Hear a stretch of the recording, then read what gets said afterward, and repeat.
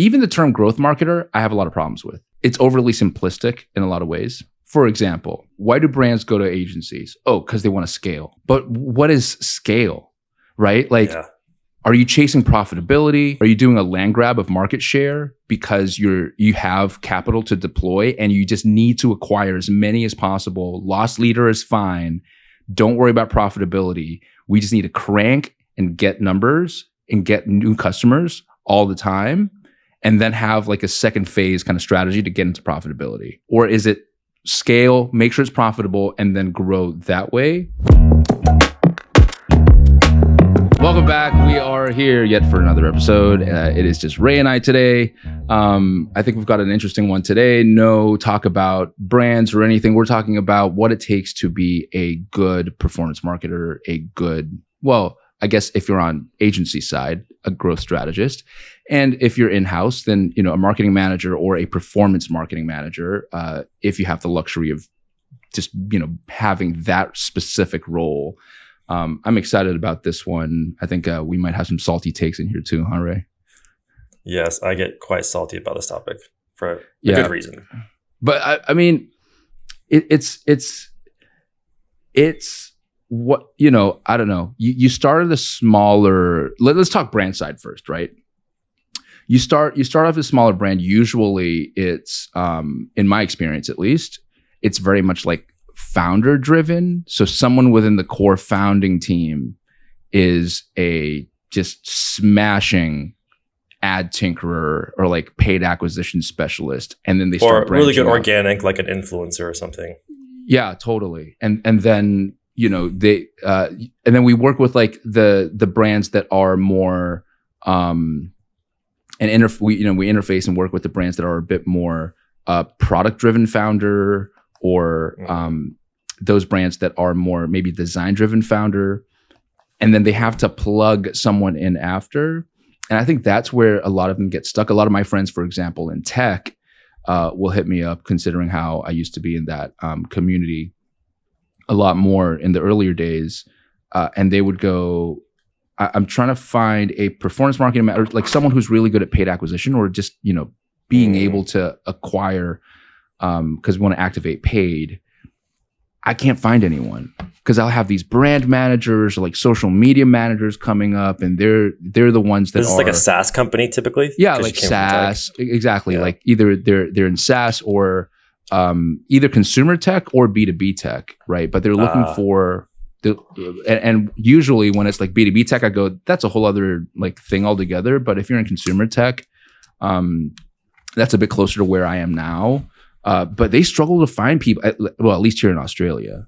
So they'll either get the growth hacker types, right? Who will come with some type of like keyword and this. Yeah, exactly. Right. Or they'll have some marketing managers show up, who would then, be able to manage, say, the messaging on organic, or the how to reply to comments, or come up with ideas and concepts for more so, I guess, the brand messaging overall, but struggle when it comes to like the performance side, because there just is so much going on. And then, like you can speak a lot about this, but for us on the agency side, they usually come in with a paid social discipline, right? That's where they really hone their craft. Yeah, some kind of advertising source typically. Exactly. And then we have to, and then we show them the ways of how to start thinking laterally. It's quite similar to really like an orchestra conductor at some point, because you then have to think laterally and go, well, I need to look at your like brand business numbers, and then fit targets into that, and then go, who are your audiences and your customers, and then fit messaging into that with offer to fit into your numbers. And then I got to think creative to fit into your offers, to fit into your targets, to fit into your numbers. And then I got to think, okay, well, what about from a list building retention standpoint? What is the LTV play? So it's not exactly that itself requires a few specializations, so to speak. So you're almost like an assassin generalist, I'm really keen to hear I'm really keen to hear your thoughts on that. So I've never worked for a brand in the startup phase before agency. I actually worked for a 200 million a year education brand. And even in that one, they got their start very old traditional school, like trade shows and catalogs and a lot of print and sales reps. Like that's how they got all their money. So even when I started with them, I actually got to be almost like in a founding state. I started all their internet marketing and social advertising because I was passionate about it. And so they're like, okay, let's just let this kid start doing it. So he shuts up, and eventually it worked, and they gave me a lot more money, like millions for budgets. So like having seen that, you are right. Like you have to have a skill set, like one skill set, right? And then, but I find like a common trait that they have to have is, in my mind, these have to go hand in hand, is obsession and adaptability. Because for a person to be a true growth marketer, and I'm not talking about I'm an assassin media buyer. I'm not talking about I'm an assassin creative strategist. Like that is a particular skill set that will take you very far in a lot of different verticals and industries and brands, whatever. But to be a true growth marketer, you have to understand laterally all those factors and how they play into each other, how they affect each other, how a change here, and as Luke would say, our head of media buying, it all is a system, and you can't change one part of the system without it changing or affecting the other, positive or negative. And so as a growth marketer, you have to understand all those pieces and be able to look and know how it's going to affect or measure it's going to affect. So like one of the first things I think about is their obsession adaptability. For example, how is it that a person can get started copywriting, fall in love with email marketing, then fall in love with creative strategy, then fall in love with landing pages, CRO, and ads, and become a growth marketer? I know people like that. It's because it wasn't just one skill set. It's because they were able to adapt and apply their principles learned that propelled them into other skill sets. And so a growth marketer, you kind of are an assassin generalist, but what I think is important is what a lot of people think of bad as a generalist is that it actually allows you to propel your learning curve because you're applying a lot of learning lessons from other areas. Like if you're a copywriter and you're a good one, a damn good one, bro, you are going to be a good creative strategist. It's easier for you to understand that language. It's easier for you to understand landing pages because you have base skills. Transferability, right? There you go. You nailed it. Right? Yeah. No, 100%.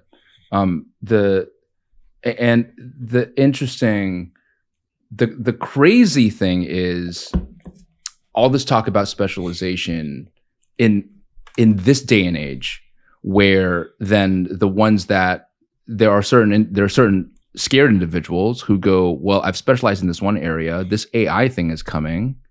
Holy shit, now what? Right? Like it can crank out specifically copy if I've chosen to double down specifically on copy. I heard this saying the other day. It is, it was on TV and they were talking about AI. And the guy goes, listen, the version of AI that we are using now is the worst version that it will ever be. It only gets more, so like, true. It only gets better from here. So if you're sitting here going like, man, it still writes like a robot. Okay. See you in 2028. Right? Like that's a whole other thing. Really so to have that, and I think you hit on a really interesting point, which is you almost, I don't know, for me, I think you almost can't get away with not having the ability to have some type of systems thinking. I tweak this, something else gets like affected. I tweak that and change that, this thing might not undo to the previous state. So you're constantly just massaging. Let me give you an example. I've seen this so many times. A media buyer comes in, thinks there's some hotshot. I'm going to freaking scale this ad that promotes this product. Hey, client, look all the money I just made you. And the client's like, yeah, thanks a lot, Jack. Now I have to wait 3 more months to restock that product and it's my best seller, right? So that's an example where a growth marketer understands, yes, I'm going to push this product, but I have to keep an eye on the inventory. I have to keep an eye on the cash flow of the brand. I have to keep an eye on what's the minimum revenue I need to hit every single day to maintain cash flow. You have to understand these variables because, yeah, I can still make a lot of money, but I actually want to make them a lot more money over the year. And if I can understand their restock times and time my scaling and help them better plan for that over the long period of time, they're going to be a lot more profitable than if I just like crank budget like in the 1 week and make a bunch of money. Yeah, for sure. And that's why there are some of these performance marketers that go straight into like, you know what, considering my skill set, and by the way, like I think it's fully appropriate when you are aware of like what your skill set is and where your zone of genius is, and they go straight into like affiliate marketing world, right? Because most times when you have an affiliate offer, like it's just go for your life, inventory problems are not there, just smash that offer. But if you're going brand side, whether, you know, interfacing with a brand like us or working within, you kind of need to, you can't run away from like actually sitting down and listening to what the business case is and what the business objectives are. Like what actually are the goals? I think a lot of people, okay, here's a key point. Even the term growth marketer, I have a lot of problems with, because why is that? The reason why I have problems with growth marketer is because it's overly simplistic in a lot of ways. For example, why do brands go to agencies? Oh, because they want to scale. But what is scale, right? Like, Are you chasing profitability? Are you chasing just like, are you doing a land grab of market share because you have capital to deploy and you just need to acquire as many as possible? Loss leader is fine. Don't worry about profitability. We just need to crank and get numbers and get new customers all the time, and then have like a second phase kind of strategy to get into profitability, right? Or is it scale, make sure it's profitable, and then grow that way? Or you've got some other brands that are just like, they are a bit more tentative and they can only go a certain pace. So, you know, to your point of like just slamming it, they don't have the capital for the cash flow for that. It's so funny when this is one of my salty takes that really pisses me off. You see these people saying, I scaled this brand from 20,000 a month to 30,000 a month. It's so subjective. What do you want from the business, but also what actually is scale? It doesn't matter. And you nailed it on the head. It's what's the business use case? So for example, one of our brands that we recently just took on, they're funded. Their business case is to first scale their term, scale to so that they're break even with their burn rate with their funding. Okay. Then the second business case is to then scale to where it makes sense with their profitability, with their overheads and their OPEX.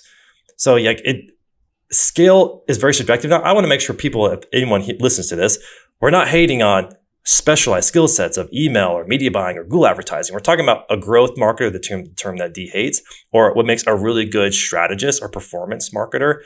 And to be really good at that, you cannot rely on just one skill set, because then you're only looking at that one platform and you're not thinking about the entire system as a whole. And that's why, yes, some people who are good advertisers go into affiliate, because you don't have to think about the thing as a whole. You can just focus on that one thing and have tunnel vision. You can be a millionaire doing that one thing. But we're talking about performance marketer, where you have to have a lot of skill sets and knowledge and understanding. So for example, forecasting. Right now, and anyone listening, we're currently doing a Black Friday series webinar for free, anyone in the marketplace, where we're teaching these things. Last night, we covered forecasting. That's a great example that a growth marketer understands. For me to hit revenue targets, whether that's profits or whatever that goal is, I have to understand, okay, what's the trajectory? How can I manipulate that to get closer to it? And then that gap then becomes my target that I have to then reverse engineer on how to hit that. That is how a growth marketer thinks in a nutshell.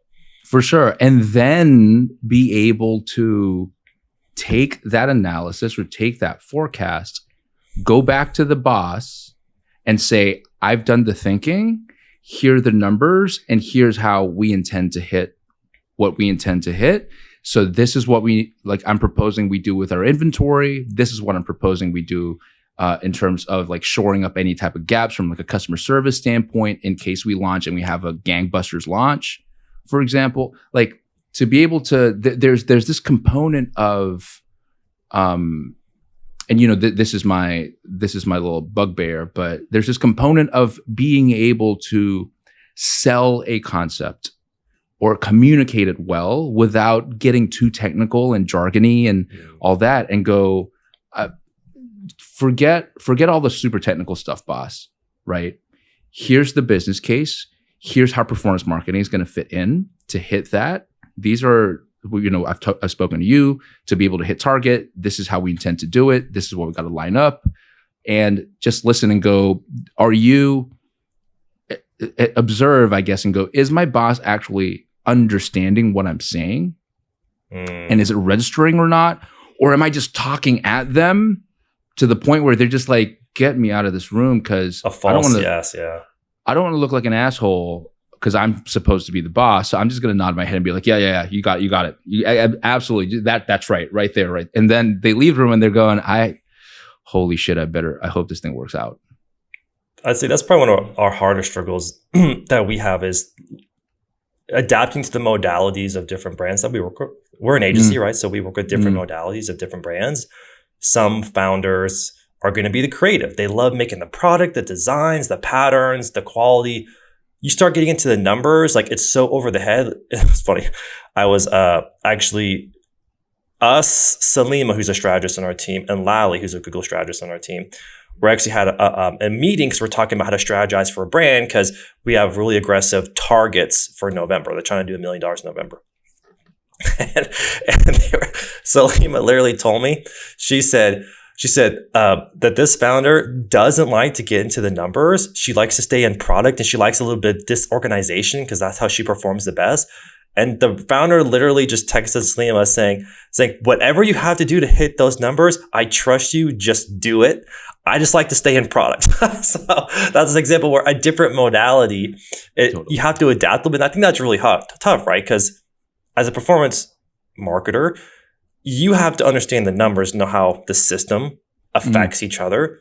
You need those to set targets, but then you also need to explain it in a very simple way that a person who's not that modality can understand and get buy-in, but also deep enough to where the people who like to nerd out on the numbers can go really deep as well. Absolutely. And still be able to maintain joint accountability, right? So sure, you're staying in product, or sure, you trust me. That's great. But this is still your baby. So can we just spend I just want to give you like a high level overview of what these numbers mean, pared back, really simple, and just like break it down for you so you are on the same page as me. And when you're saying yes, it's like a whole body yes. It's like it's clicking for me, rather than me just talking at you and showing you like a spreadsheet with like all the cells are filled out, and I'm going at like 2,000 miles an hour, just like, and then we see if I change this cell here, this cell changes over there because of the calculation over here, and then because of the percentage over here, the funnel comes down over there, and then the conversion rate is there, and then because our MER and they're just like, yeah, that sounds great, I trust you, right? Like to still be able to talk about certain, to bring up certain elements that might not be as enthusiastic about or as energized about, but it's a necessary business conversation. Touch on it, make sure it's understood, check in to see whether that's good, and then move on. And talking to all of my affiliate friends, I know that's one of the primary reasons that they roll their eyes whenever we talk business, and they're like, I'd never want to run an agency because I don't want to have to explain all this type of stuff. I just give me the numbers, give me the offer, let me do my own thing. I'll set up the lander, I'll set up the ads, and then like just pay me my commission. Don't get me wrong. Sometimes the grass is greener on the other side. I wanted to add to what you said. I was getting a flashback when I used to work for that brand, when I was this hotshot thinking kid coming in here. We're trying to ask for millions of dollars to run advertising. And they were wise enough to see that we had progress and we were hitting certain numbers. But they're also wise enough to see, okay, we don't fully understand all of this. We're admitting we don't. But you said these are the numbers and these are the signs to see if we're on progress. So we're going to do a monthly check-in. If you're on progress and you're close to those targets, we'll keep giving you more money to keep spending. And so I think that's it's actually a really wise thing that I just remembered just now when you were talking about that. So even if you don't understand the numbers, a regular check-in on, okay, here's how we know if it's working. If you know it's working, this is happening. If you know it's not working, this is happening. And so then it's a great way for people that maybe you don't understand everything a performance marketer is saying, or you don't understand every nuance or how the entire system works. That's okay. Just understand clearly, what are we going to see if it is working to give me the confidence that we're on the right path? And I think that's a great way for people to adapt to different modalities when you're dealing with like numbers and forecasting and AMER and CAC and all those terms. Yeah, 100%. What do you think is do you see any trends, like whether it's like copywriters that end up being like just crazy good growth market, or is it like from a media standpoint, those are the ones that come in and then really shine when they become, do you see any trends of that? Yeah. 3 trends I see right now. The first one is even people on our team. A good copywriter typically has a very easier path to become a creative strategist.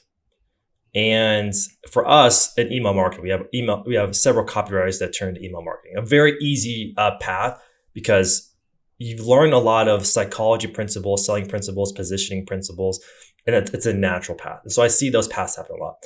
There's a few instances where a copywriter can also learn the media buying, but I tend to find the biggest hurdle for a copywriter is not the creative. It's now having to switch to the analytical part of the brain if you're going into some kind of a performance marketing realm. And I think that's the biggest learning curve they have. It's not the adapting to the medium. Like I think they excel at that. That's the hard part. The other path that I often find as well is going to be honestly a content creator. You have a good content creator who either they're being paid by brands or they make it themselves because they run their own content creation profile or whatever.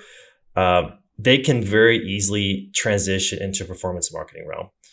The reason why is for most marketing channels, except for like Google search and shopping, creative is such a big lever in the performance that they already have a crucial part of the base skill already they've not mastered it, but it's a competency that it's easier for them to pick on the numbers. The other part is just, again, how easy it is for them and their personal modality to adapt to numbers and what that means and how it works and how you look at numbers to tell stories. But I think those are like some of the main paths I see work really well. The other one that I find is very interesting is I've seen this a lot with other agencies that I'm friends with. Engineers are amazing advertisers. I love engineers for the way their brain works. I laugh at engineers for the way their mouths work. Yeah.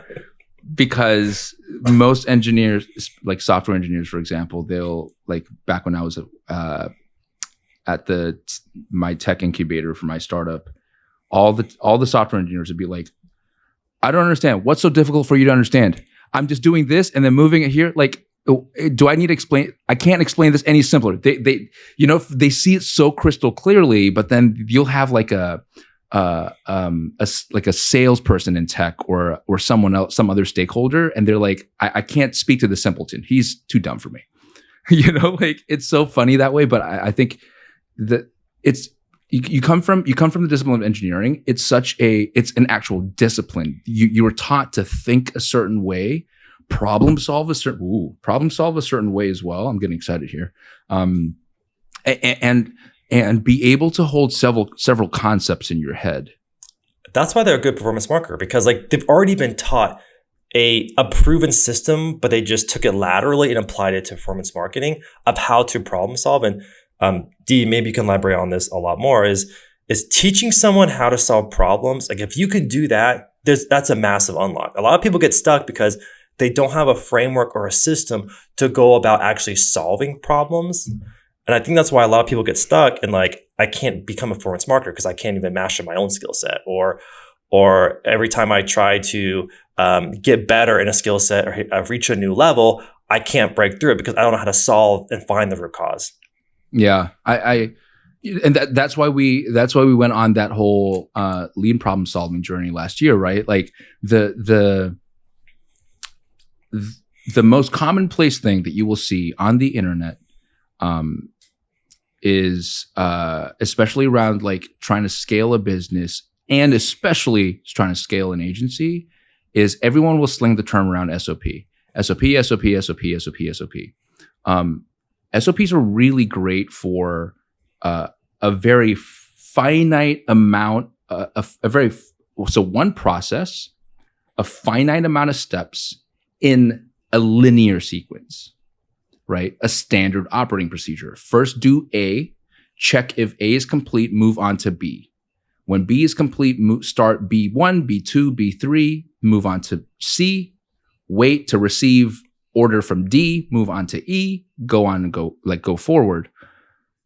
If you optimize people's jobs to come in and go SOP, SOP, SOP, you're optimizing them to go, my job is to follow the script.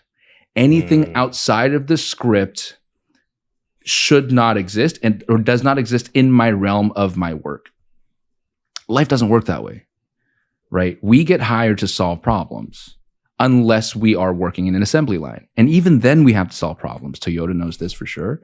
So I think that's another mark of a great performance marketer, or maybe to say another way, any great employee. They know how to solve problems.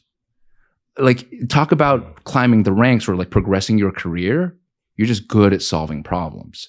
So then to be able to go, well, I'm following A, B, C, but there's this thing that's coming out of nowhere that's not expected. What do I do now?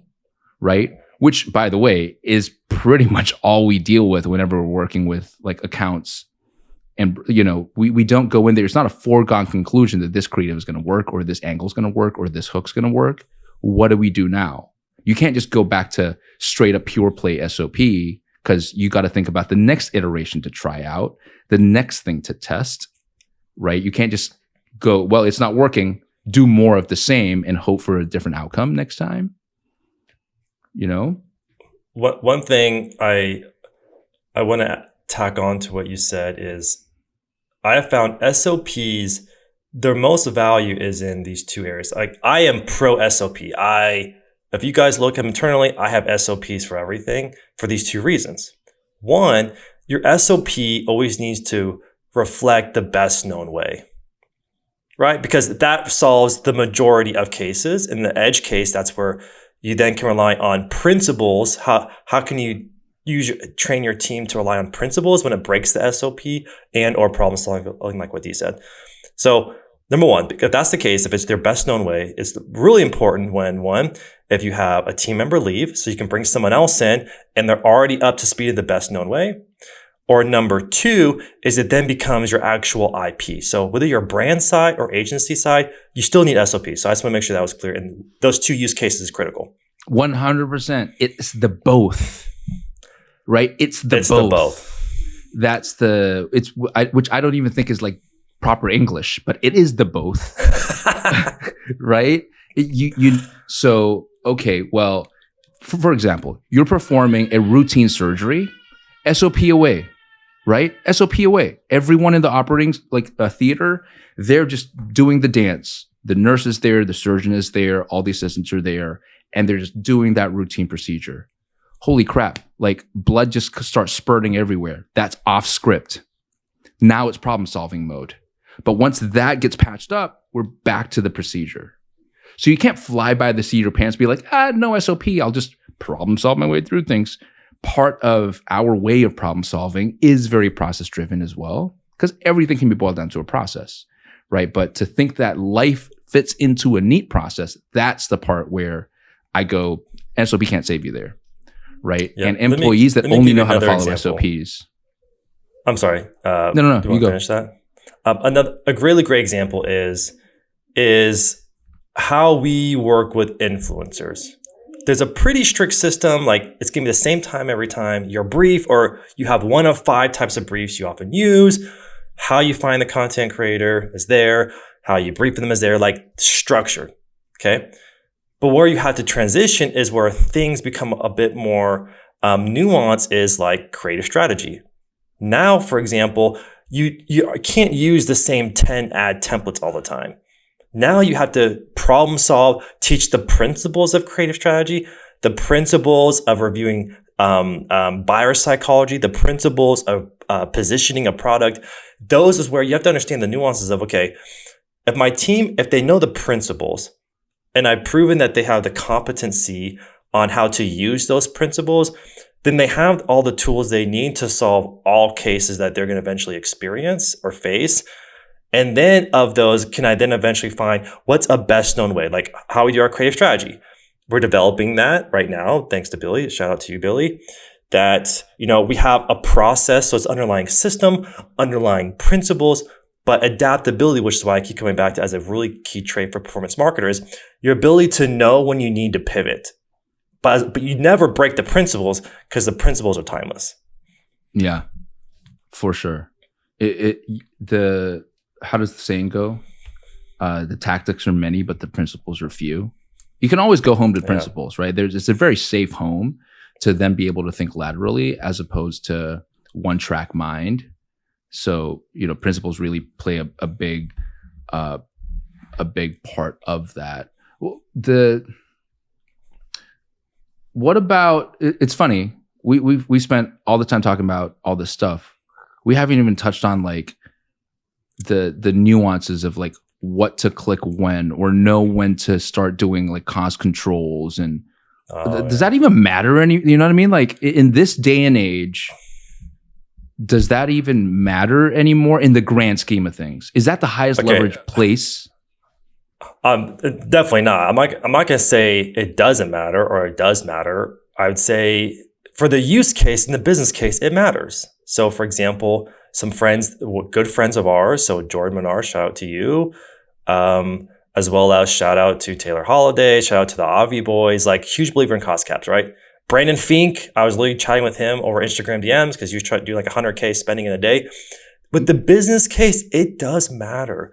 But I'd say for the majority of use cases, for the majority of brands, unless you're that edge case, it's probably more so of it's not the highest leverage thing. Now, if you've already cracked creative strategy and you cracked all the other principles, which we could dive into, sure, then that is an incremental performance enhancer. But you have to ask yourself, of all the things that could, so internally we have a doc. Maybe we should release it. That'd be a really great thing to do. We have 20 Which breakthroughs. one? Oh my God. Yeah, I know. Every brand, there's upwards of 20 breakthroughs. Now, these breakthroughs cover many different facets of the brand, where each one of those breakthroughs, if you can have a breakthrough, can have massive business changes fundamentally. Cost caps is not one of those.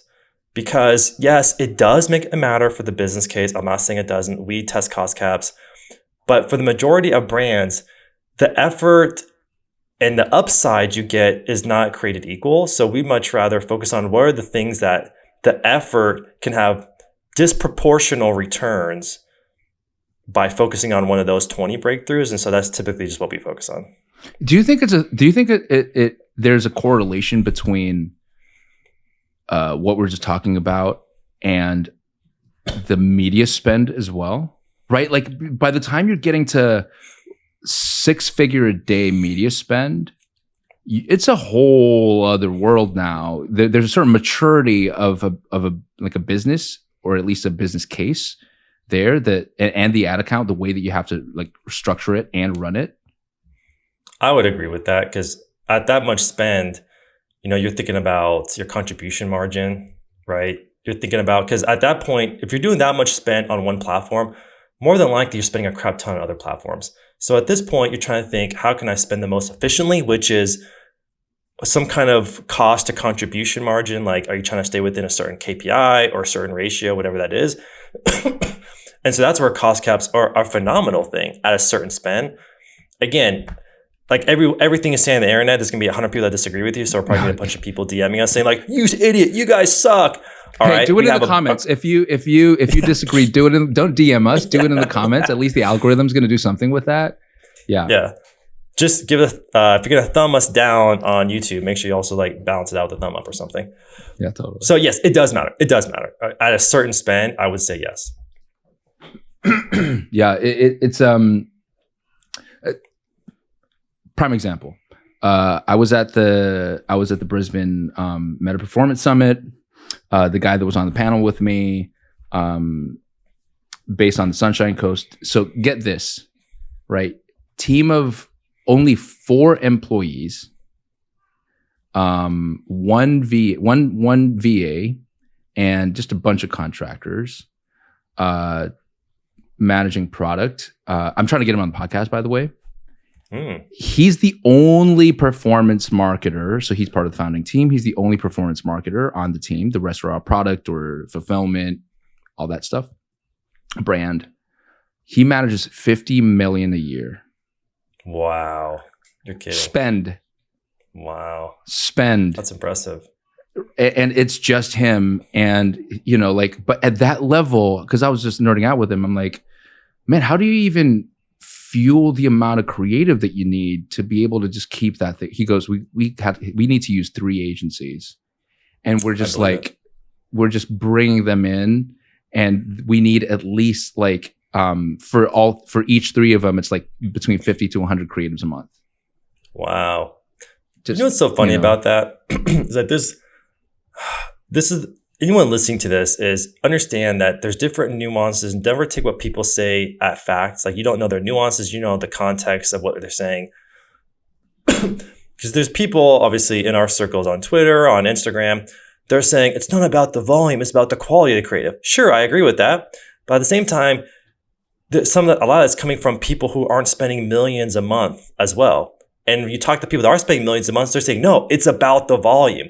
For every quality creative, we need 30 variations, right? Because again, it's just nuances. So it's depending on the life cycle of the business, where it's at. Yes, those things are resoundingly true. But at the same time, that's why, again, performance marketing is about adaptability. I'm not just going to take what people say. I need to trust and verify for myself. And I need to trust what it's telling me to pivot. Because if it's telling me that I'm doing everything I can to have the best quality of creative, but then I feel like, because what I'm seeing, I need more variations because I see a couple pop off, pivot, right? And so I think that's a big part of being a good performance marketer is like, can I understand, can I test, can I verify to prove that hypothesis was true? And then now I have a newfound sound basis to operate from. See, right there, engineers, right? Test, verify, have hypothesis. It's all like that's a science-based approach, right? It's not just YOLO, off we go. And here's the other thing too.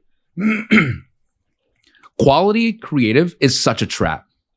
It's a great tweet. It's a great tweet, but it's such a trap because here's the trap: who determines what quality is? If you read that naked, right, and you're not an experienced marketer, you go, okay, well, I heard on the internet from D2C Twitter that it's quality of creative, not quantity. But then so I'm going to go out and I'm going to go agencies that produce quality creative. You know what I mean? Like your head starts going in the direction of like, well, let me scan my brain. What did I see, or my family or the people close around me that we thought were like quality creative? And you might go drop like $10K with a production company for this like Kickstarter style above the line, you know, like really highly produced video. And now you've got one video. Holy crap. Like, you know what I'm saying? So it's such a misnomer in that way too. I think the answer, it's both. It's can I have quality and can I have some of my volume and eat it too, right? Have my cake and eat it too. I think the answer is both. And I think the people, and this is where you don't know the context. The people that are often saying quality over volume is their definition of quality is more than likely strategy-based designs versus ad hoc, just randomly making crap. And that means true. But at the same time, volume is, for example, I've learned this lesson many times where one of our strategists, we had content creators and we made strategy-based design. So what we found though is if we would, each time we did that, we would make 10 variations of it. Typically the variations were hooks. We would change the intro hooks. It was actually, of those 10, it was number 6 that popped off and scaled like crazy. Where if we hadn't gone through the effort to make those variations, number 1 might not have popped off, might have hit our break even rule, and we killed it. And we would have been, okay, let's make another ad or get another ad from a creator. And that's why I'm a believer of, yes, it's and. The answer is and. I'm going to make a good sound creative, but I'm also going to make a crap ton of variations as well to give it every possible chance of success. Again, based off strategy. Because I find it's shocking to me that if we just let one ad run and it dies, but if we hadn't made the variations, we had to start over again. And it's always some of those variations that pop off. And that's why I'm a huge believer. Again, the answer is both. And the only way to tell, like, all I care about is performance, right? So let the numbers tell us what's what, rather than let our, like, I don't know, our hearts go like fall in love with the creative. That's why I love hanging out with all our affiliate buddies, because they're just like, kill story. Yeah. All right. So we had Ray Rampage Smith. You guys know him on Twitter. Check him out. Crazy story. So Ray Rampage Smith was actually running a brand. This is a couple of years ago. And the brand actually came to us to have us do an audit. And long story short, I told the brand, like, dude, whoever's running this account, whoever's running this account is amazing. And he was. And they were spending like millions. But there was only 4 core assets. And he was keeping that account live and operating well just by changing hooks and thumbnails. Wow. I mean, hundreds of variations of hooks and thumbnails on the same 4 core videos, but hundreds of thumbnails and hooks. And the account was a high spend. It was crushing. And I was like, wow, like I was impressed. And I'm not easily impressed. Again, just to show you, 4 core videos, but he iterated to infinity. Again, is that the best way? I'm not saying it's either way. But what I'm saying is, again, understand the context. But at the same time, that's a great example where volume was a key unlock for that brand. So now think about this, how much less effort they had in creative strategy, but they knew how to iterate very well. Yeah, for sure. It's yeah, that's wild. It's leave no stone unturned, right? Within reason, within budget, within resources. Again, back to your whole like obsessed, adaptable. With those 2 principles, the thing can take you really, really far. And you can add, if you throw in some really good communication in there to actually explain to the people around you what the hell you're doing, it can take you really, really far from a career standpoint too.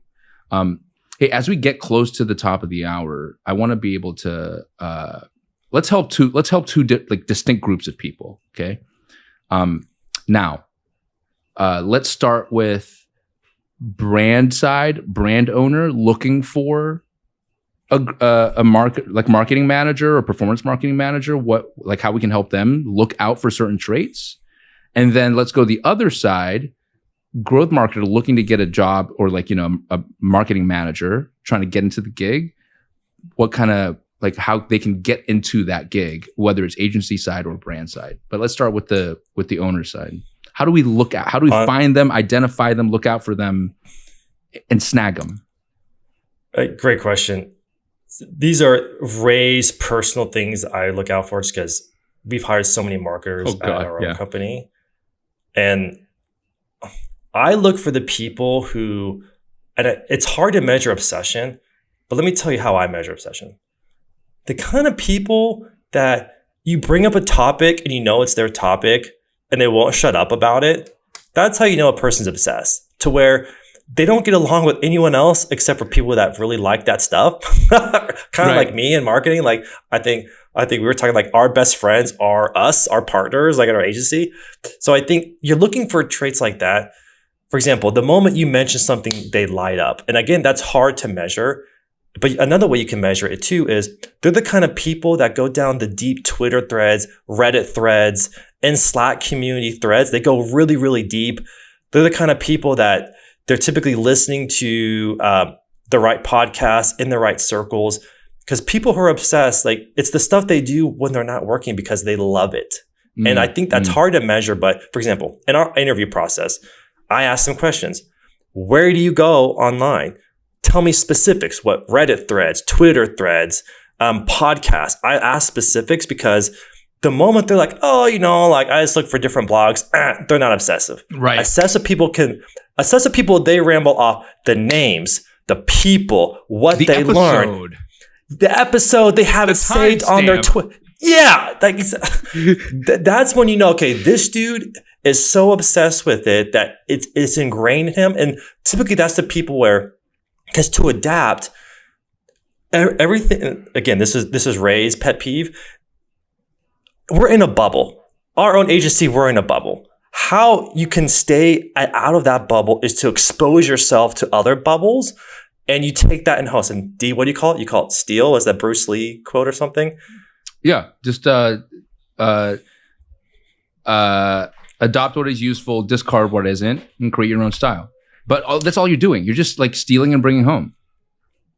Exactly. And so I think that's what I would look for is, can I find someone who's obsessive? But besides that is they have to have a really great critical skill. And I would say for most growth marketers, what I personally look for is a really great skill and creative strategy in some kind of advertising platform. Because if they can do that, they can learn enough with like email and organic. That's just what I would look for personally. And hot tip from my side, if you are not a performance, if you own a brand, or you're overall e-commerce manager and you need to bring in a performance marketer, if they can't explain it to you in a way that you can understand during the interview process, you can fucking forget about it for the rest of their career if you hire them. It only gets worse from there, right? Okay, so sit them down and go, explain this to me like I'm not from this game whatsoever, or explain this to me like your 80-year-old neighbor. Break it down for me, right? Like, what is your approach? Because people who know their stuff are really able to break it down really easily. The ones that it goes really convoluted as comes out, it's as convoluted in here.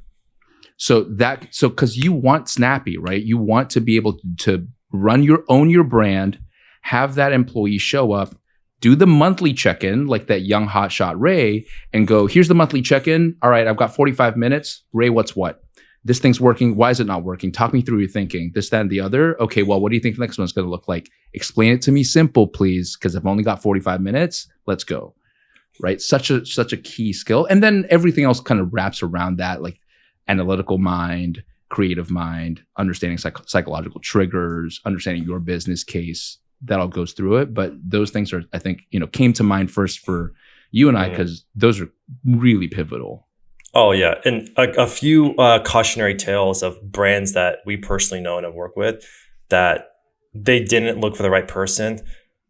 Hiring a designer to be your growth marketer or your CMO, it's a warning sign. Yeah, they can make good designs, but at the end of the day, you need cash, right? And you need someone that can actually perform and make revenue. So I've seen that happen a lot with brands. Also hiring someone that doesn't have experience quite in that vertical. Hiring some guy that worked for a B2B doing lead gen is very different from e-com. So that would be some cautionary tales. Try to look for someone that is an assassin at that vertical, at one of the skills that we mentioned. Otherwise, their learning curve might be so great that it actually can be a detriment. You're paying for their tuition. Yeah, right? You want another company to pay for their tuition. That's why you're paying them the pay rate that you're paying them now. But you want some other company to pay for their tuition, or they cut their own teeth, proven that they've done it in the past, and they can come here and fit into your culture, but then also hit those key areas too, which kind of gives a clue to the other side, really. So, right. So if we're talking to people that are moving into that world or trying to step up into their role as a performance marketer, as a growth strategist, whether it's agency side or working, approaching a brand and working with a brand, what do we have for them? Yeah, great question. You kind of already nailed it earlier on, is you need some kind of successes under your belt. So if you have to work for free to get those successes, whatever that is, but you need some kind of successes. Oh yeah. I mean, I got my start. Everyone here, I got my start. I worked for that brand. I asked for a $2 an hour raise and they turned me down after I just did a campaign that made them millions. I still have the reports. I can prove it. I asked for a $2 an hour raise. They turned me down. And I said, well, this sucks. Surely there's got to be a better way. I started freelancing at Upwork, charging $19 an hour. Like, just to kind of paint a picture, like that is what built my tuition in this repertoire. So all I'd say is that's nearly free of a lot of ways. I was pretty much working for free. Okay, so if you're going to work agency or brand side, this happens every time I have an interview, is if you can't speak about specifics, they're going to ask you, tell me about a campaign or what you did. If you can't give specifics, automatic red flag, you actually don't know what you're doing. If you speak in any generalities, red flag. If you throw terms and jargon out there, red flag. Because the people who know what they're doing are able to give specific examples from memory, are able to tell you what went well, what failed, and that's a big one. Talking about failures shows me that you've learned and you've actually done some stuff. I love when people tell me failures. You got scars. Yeah. If you don't tell me failures, that's a red flag. Everything seems like a red flag, but because if you're not legit, it pretty much is a red flag. And then another one is going to be, they're going to ask you to do some kind of an assessment. A lot of people on Twitter have given me a lot of crap for this. I know I won't, and any brands that we help bring in-house will not hire you without you doing some kind of assessment. And that is, you have to show you know what you're doing. So that's auditing their account, building a strategy, building creative, building emails, like whatever that skill set is. You need to prove that what you have can actually work, or at least has some sounding basis to it. And then the last one, because we've hired so many, is going to be, can you actually, and Dee mentioned this earlier, can you articulate clearly? We're in the position of growing our retention team. So I've been doing interviews with retention strategists. And it was really sad. We had a really great candidate, came from a great place. First interview went really well, completely shot the assessment presentation when on the second interview. It was really sad. She was flustered. She couldn't talk about specifics. Everything was so 80,000 foot view. Like there was no substance to anything. And it's an automatic indication that one, either they didn't spend the time to look at what we asked them to, or they actually don't know something deep enough to talk intelligently about it, which is again, a red flag. So you just have to kind of do your homework.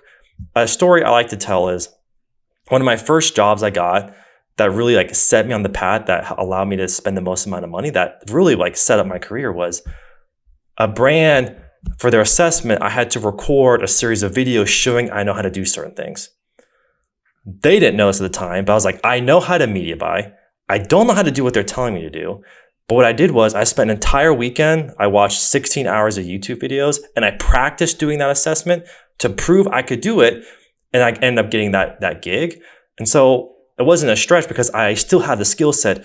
I just had to learn their method of how they want to do it. So hope that helps you guys. And Dee, hope that answers your question, is that you've got to really know your stuff. So give specifics, talk about scars, and then can you actually articulate it to a point to where you can't fool someone who actually does know what they're talking about.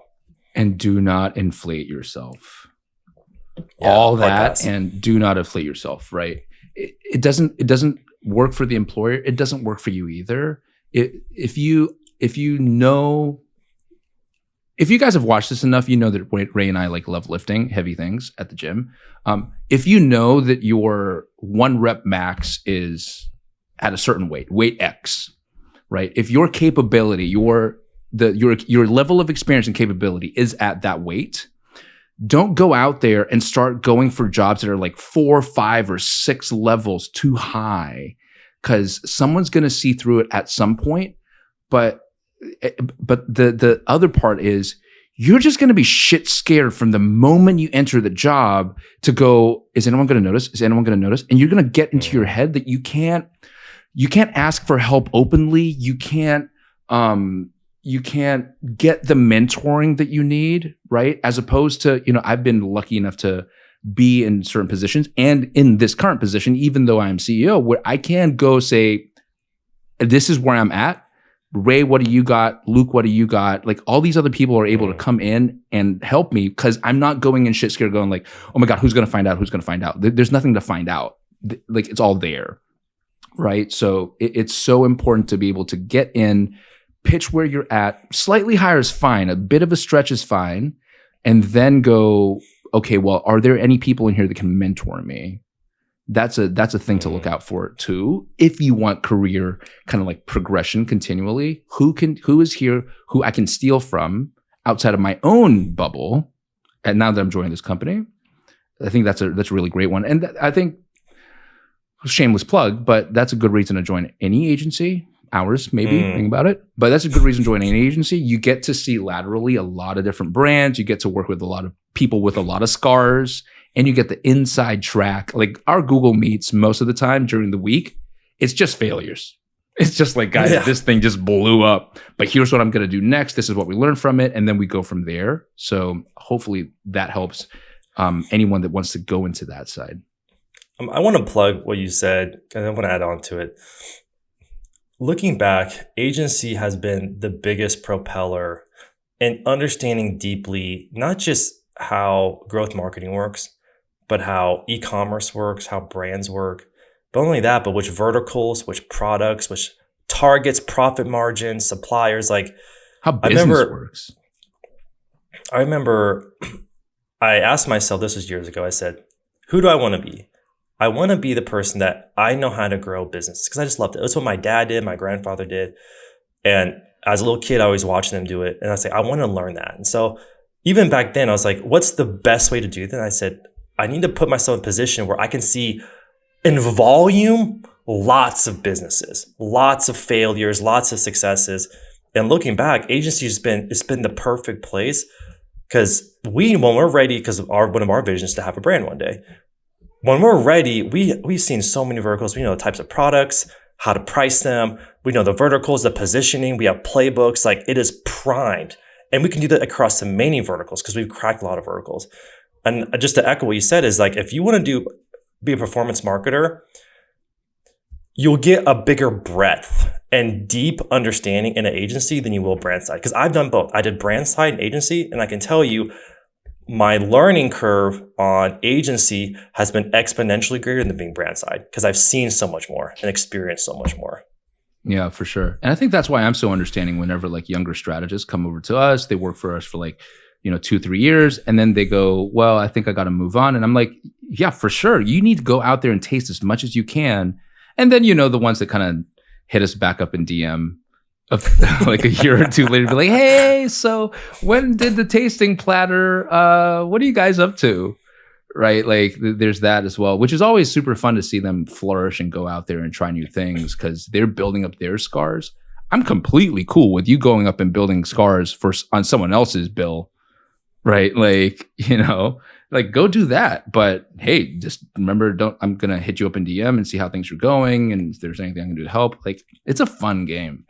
It's a fun game. It's hard, but it's a fun, fulfilling game. I think I need to remind myself of that sometimes.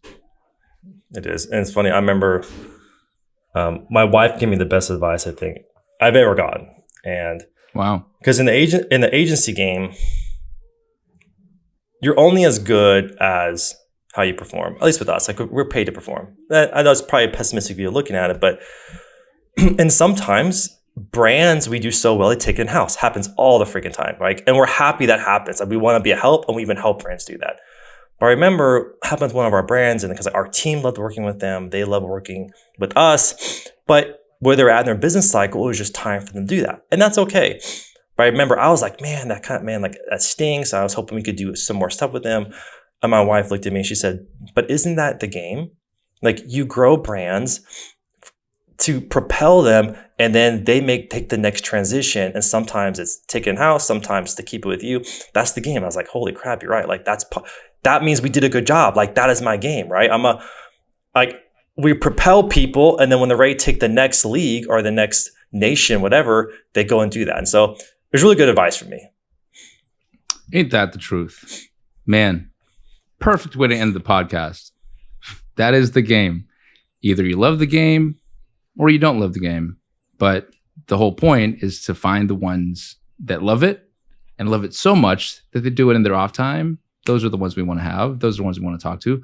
Those are the ones that excite me. In fact, if you love the game and you know someone that really loves the game, I'm just pulling this out of complete thin air, by the way, and you want to see them on the podcast, do me a favor and put their name and their IG handle down in the comments because I would love for Ray and I to be able to talk to more people in the game. and just share like battle stories. We've got a few guests that I'm trying to line up already, but keep them coming. So if you got some pals, bring them on. Sweet. Any parting words, Ray? Let's wrap this thing up. Nope. Actually, yeah. One final parting word is remain curious. That's where obsession comes from, is from curiosity, frankly. Right there. Love the game. Stay curious.